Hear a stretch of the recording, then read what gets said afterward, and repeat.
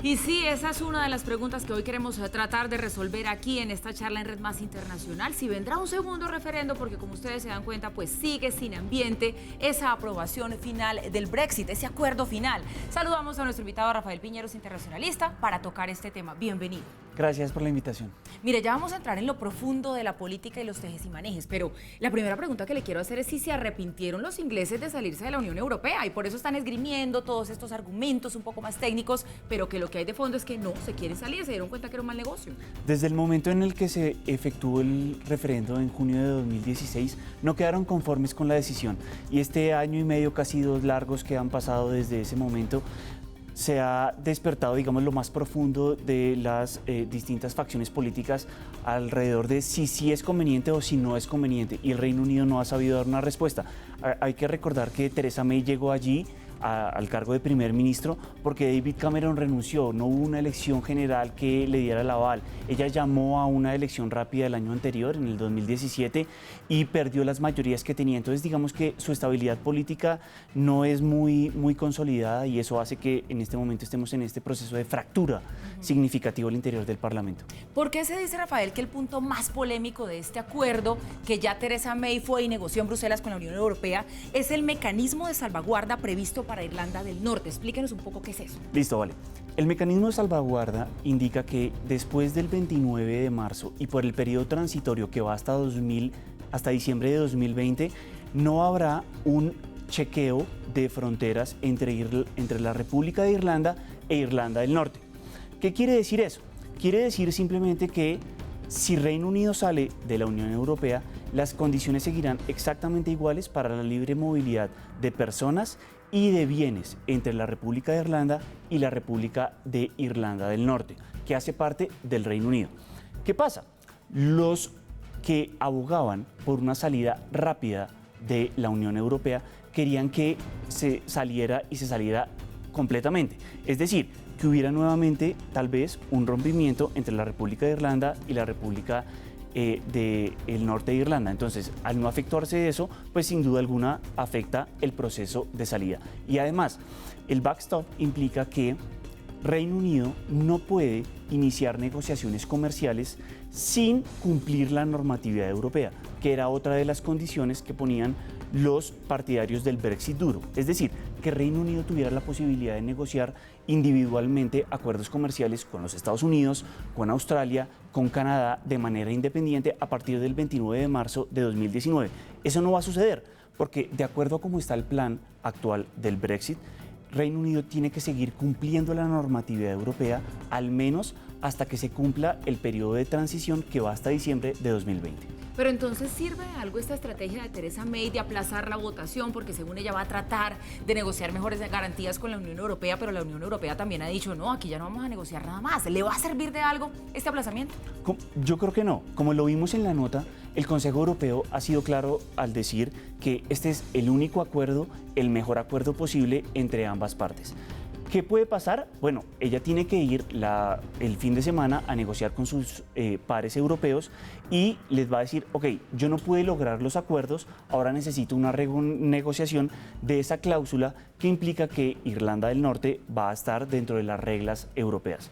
Puede que le digan que sí o puede que le digan que no. Lo más probable es que le digan que no. Que le digan que no, claro, claro. Un nuevo referéndum podría venir como se especula, y esto podría ser riesgoso, podría ser favorable, porque recordemos que esa votación que se hizo cuando ya ellos aprobaron que querían salirse de la Unión Europea fue muy apretada. Esto quedó 51-48, algo así. Tienes toda la razón. En ese sentido, digamos que el Partido Laborista ha sido bastante ambiguo alrededor de si llamar o no a un segundo referéndum. Las opciones no son muy fáciles. ¿Qué puede pasar? Que ella sufra una derrota, una nueva derrota al interior del Parlamento británico, y el Partido Laborista dice, vamos a estar cautos, calmos, vamos a llamar a unas elecciones, pero el llamado a nuevas elecciones no necesariamente refleja que se vaya a solucionar la situación. Y después de llamar a unas nuevas elecciones, ahí sí llamamos a un segundo referendo. El problema es, ¿qué pasa si llamamos a un segundo referendo cuando ya hubo una decisión que decía que nos saliéramos? Es decir, el referendo primero no es válido hasta qué punto. Se abre un periodo de discusión igual o más profundo que en el que nos encontramos actualmente.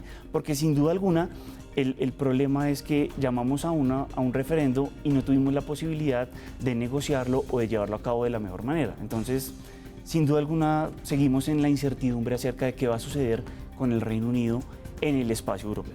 Pero bueno, ya que habla usted de los laboristas, de este partido opositor, ellos están pidiendo la cabeza de Theresa May. ¿Realmente qué es lo que quieren? ¿Que Theresa May se retire para ellos negociar con la Unión Europea el Brexit duro, como ellos quisieran que fuera, o quieren echarse para atrás y decir ya no nos vamos a salir? Pues es que esa es la ambigüedad que se le critica a Jeremy Corbyn, que no ha sido capaz de dilucidar específicamente qué es lo que quiere.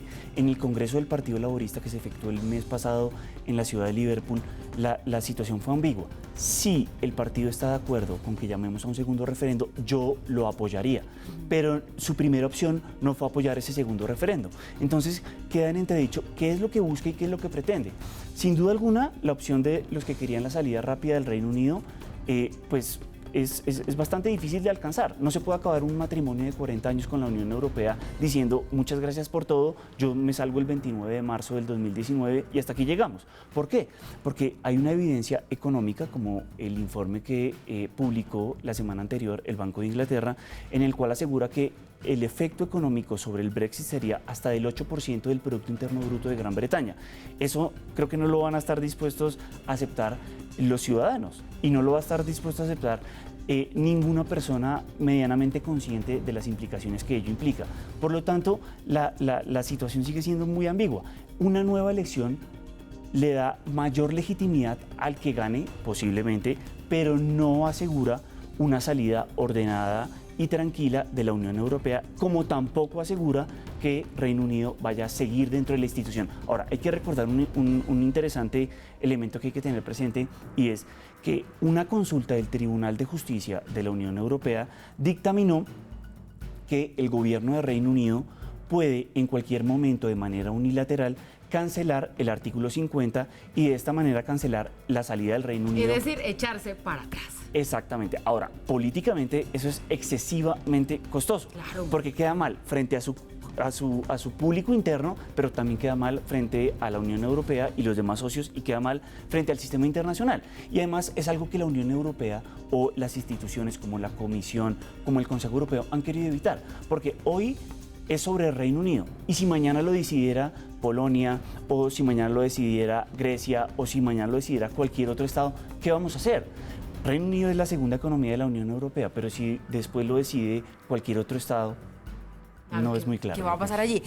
Hemos visto a Theresa May muy juiciosa en programas de radio respondiéndole a la gente del común las inquietudes que tienen acerca del Brexit. ¿Se sabe cuál es el sentir popular? ¿La gente quiere que se echen para atrás, quiere dejar esto así, o definitivamente quieren seguir adelante con salirse de la Unión Europea? Digamos que hay circuitos electorales que siguen siendo muy partidarios de la salida del Reino Unido, especialmente aquellos que se han visto afectados por la masiva migración, aquellos que se han visto afectados por la pérdida de empleo, por la reconfiguración empresarial que han surgido en ciertos sectores, pero también en las principales ciudades, en los centros urbanos, en los centros intelectuales, se aboga porque Reino Unido continúe dentro de la Unión Europea, porque Reino Unido ha contribuido de manera decisiva durante los últimos 40 años y sería bastante ilógico retirarse de un proceso de integración que ha sido bastante útil, tanto para los países europeos como para el Reino Unido. Entonces digamos que sigue siendo un país dividido y fracturado, pero tal vez hay una esperanza o hay un sentir general de que, oiga, los costos pueden ser más altos si nos salimos a que nos quedemos. Entonces, quedémonos, pero quedarse implica echarse para atrás. La lectura es clarísima. Reino Unido seguramente pensó que esto iba a ser mucho más fácil cuando tomó esa decisión. Se están dando cuenta que no es así. Rafael Piñeros, internacionalista, muchísimas gracias por estar hoy con nosotros aquí hablando de este tema que ha sido la noticia internacional del día y no es para menos. Buenas noches. Muchas gracias, buenas noches.